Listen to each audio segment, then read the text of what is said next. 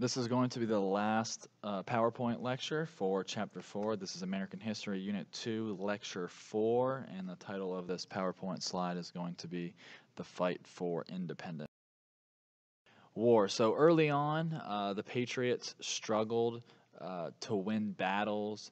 They do end up losing all key cities in the Northeast, meaning that the British Army invades New York City, they invade Boston. All those big cities are held by the British. The British Army is not only better trained and better armed, but many loyalists fight on the side of the Brits, and loyalists meaning they are loyal to Great Britain and they are colonists that side with Britain, so therefore their nickname is called the Loyalists. Britain had a much larger population, obviously, and the best military in the world. We know America wins, but how do they win? Key battles. Battle of Brooklyn. This would be July-August 1776. The winner would be the British. British Army takes and captures New York City. The battle happens on the island of Manhattan, New York City. George Washington and his army narrowly escape being totally defeated.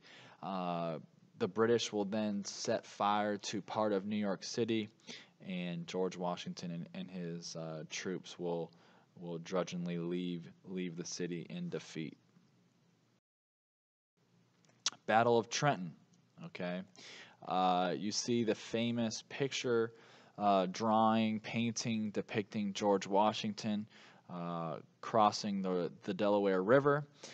So the Battle of Trenton happened in December 1776. The winner was the Americans.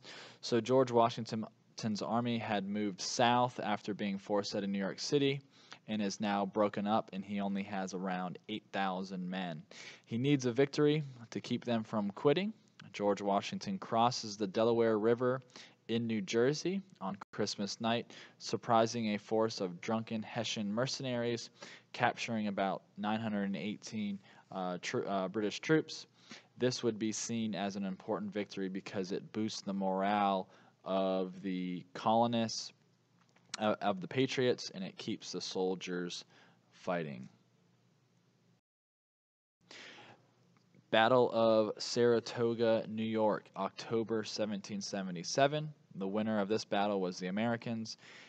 It is seen as the turning point of the war, as Americans under General Horatio Gates defeats the British force of soldiers, mercenaries, and some Mohawk Indians. So the general, or the leading general of this battle was Horatio Gates.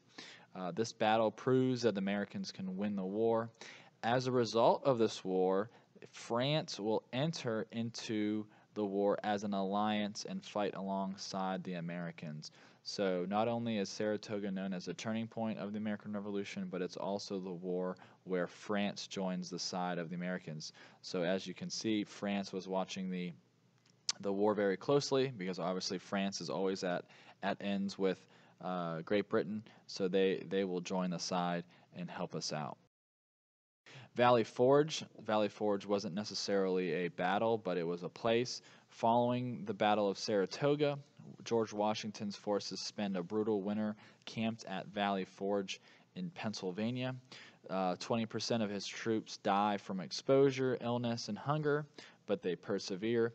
Valley Forge is a sign of determination and Washington's leadership.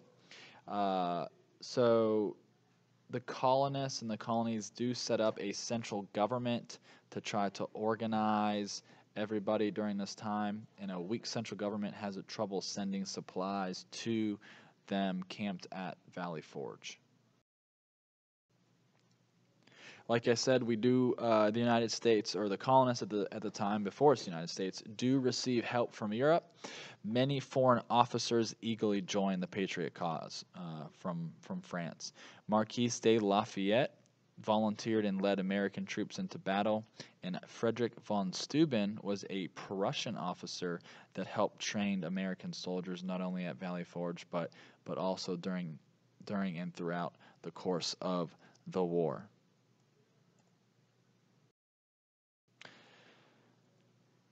Another key battle was the Battle of Charleston, May 1780. The winner of this was the British. The British take the war to the south and hoping for more support from the Loyalists. They think that a lot of Loyalists did live in the south, so the British thought that they would get some help from them. Charleston was a big victory for the ambitious General Cornwallis, the British General Cornwallis. The British marched north and win another battle at Camden, South Carolina, and the British brutality in the South caused anger and loss of support. So the British destroyed towns. They would pillage farms, steal from farmers in the South, and that really did not go over very well for them. So they were hoping for support, but in turn they actually did not get support because of some bad things that they did in the South, which includes destroying crops, stealing, taking rations, taking food. Those such of things did not help them out very much. Other important battles: Battle of Kings Mountain, Battle of Cowpens, and Battle of Guilford Courthouse in late 1780, spring 1781.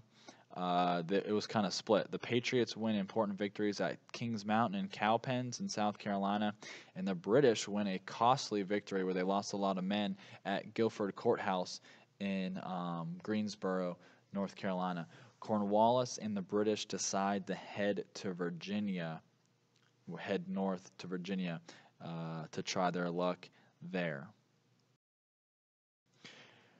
The last significant battle, which I'm sure we've heard of before, was the Battle of Yorktown in Virginia, October 1781, just up the road from where we are here in the peninsula of Yorktown.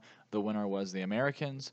British troops are surrounded by Americans and the naval fleet.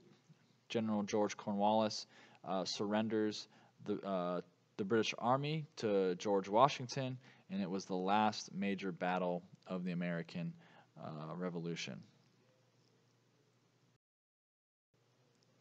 So let's talk about life during the war. For women, during the war, it was a struggle for women and children. Women had to fill the roles of men and at the home, and some women did fight in the battles. Inflation and shortages affect everybody. Inflation means there was more money in circulation than there should have been, so that drove up prices for everyday goods. For African Americans, many fight for the Patriot cause, but a lot more joined the British Army because the British Army promised them freedom. An estimated 100,000 African Americans escaped, died, or were killed during the war. The war ends, so the Treaty of Paris wasn't signed until 1783, and it ends the war officially, confirms U.S. independence, and sets national boundaries as far as boundaries for the United States, obviously, becomes a symbol of democracy, equality, and freedom to the world.